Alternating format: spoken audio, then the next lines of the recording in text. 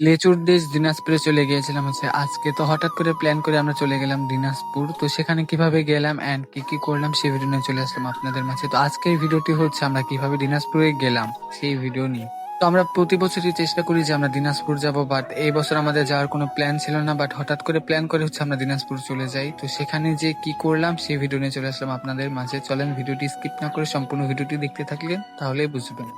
Hello Ibran, আসসালামু আলাইকুম and welcome to my mini blog. তো আশা করছি সকলে অনেক ভালো আছো এন্ড আরেকটি নতুন ভিডিও নিয়ে চলে আসলাম আপনাদের মাঝে। তো আমাদের বাসা যেহেতু মুন্সিগঞ্জে, তো মুন্সিগঞ্জ থেকে হচ্ছে আমরা ঢাকা চলে আসি।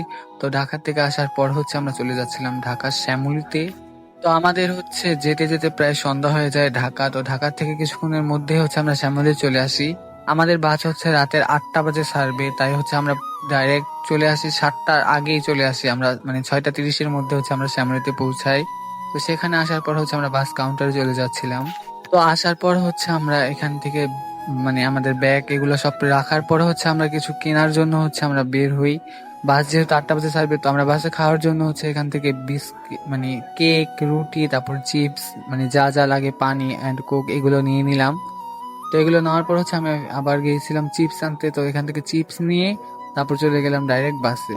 আমাদের বাস এসে পড়ে, তো তারপর হচ্ছে আমরা বাসে উঠে পড়বো সবাই মিলে। তো তারপর হচ্ছে আমার কিছুক্ষণের মধ্যে হচ্ছে বাসটায় আমরা উঠে পড়লাম। তো প্রায় 10 থেকে 15 মিনিট সময় লেগেছে বাসে ছাড়তে। তো এখানে হচ্ছে স্পেস দেওয়া আছে কিছু রাখার জন্য। তো আমার চিপস তারপর যা যা আমি কিনেছিলাম তো সেগুলো সব এখানে রেখে দিলাম, কারণ বাসে জার্নি করতে আর খেতে আমার কাছে অনেক বেশি ভালো লাগে, না খেলে আমার বমি আসে। কেন জানি না, আমার কাছে বাসে না খেয়ে থাকলে আসলে অনেক পরিমাণে বমি আসে। তারপরও যাই হোক, তারপর হচ্ছে বাস আমাদের ছেড়ে দিত, আর কোনো ক্লিপ নিইনি। তারপর হচ্ছে ডাইরেক্ট খাওয়ারে চলে আসি। তো এখান থেকে প্রথম হচ্ছে আমি রুচি ডাল ভাজা এটা খেলাম, তারপর চিপস খেলাম, বাট এগুলো হচ্ছে অনেক পরপর খেয়েছিলাম, বাট ভিডিও শটগুলো একসাথে দিয়ে দিলাম খাবারের। তো তারপর হচ্ছে আমাদের বাস এক জায়গায় দাঁড়িয়েছিল। তো তারপর হচ্ছে এখান থেকে আম নিয়ে নিলাম। তো আম খেতে আমার কাছে অনেক বেশি ভালো লেগেছিল, কারণ মাথা প্রচুর পরিমাণে ঘোরাচ্ছিল। তো রাতের 11টা বাজে হচ্ছে আমরা যমুনা সেতুতে চলে আসি। তো সেখান থেকে হচ্ছে টোল প্লাজার এখানে চলে আসলাম রাত 11টার মধ্যে। তো তারপর হচ্ছে যমুনা সেতু পার হতে প্রায় 15 থেকে 20 মিনিটের মতন সময় লাগে। তো অন্ধকারের মধ্যে কিছুই ভিডিও ক্লিপ করা যায় না, তারপর আমি করেছি। দেখেন, মানে যমুনা সেতুটা অনেকটাই বেশি সুন্দর। আচ্ছা, পদ্মা সেতু বড় নাকি যমুনা সেতু বড়, এন্ড আপনারা অবশ্যই কমেন্ট করে জানাবেন যে কোন সেতুটা বড়। তো যমুনা সেতু পার হওয়ার পর হচ্ছে ঠিক 12টা বাজে হচ্ছে আমাদের একটু হোটেলে দাঁড়ায়। তো প্রতিবারই হচ্ছে এই হোটেলটাতে দাঁড়ায়।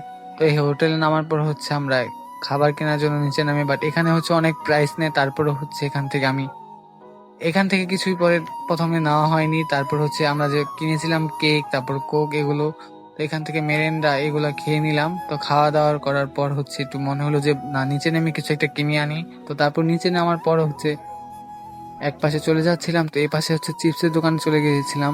এখানে চিপস বলতে কিছুই পাওয়া যায় না, বাট অনেক বেশি প্রাইস চায়। তাই এখান থেকে রুচি চানাচুর নিয়ে নিলাম। তারপর হচ্ছে আমার অনেক ঝাল কিছু খেতে মন চাচ্ছিল। তো এখানে হচ্ছে বুট মাখা ব্যস্ত ছিল। তো তারপরে সেখান থেকে বুট মাখা নিয়ে নিলাম। তো রুচি চানাচুর নিয়েছিলাম। তো এটা হচ্ছে অনেকক্ষণ পর খাওয়া হয়েছিল।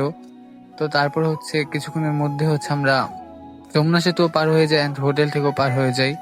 তো তারপর হচ্ছে বাসার উদ্দেশ্যে রওনা দিয়ে দিয়েছিল বাস।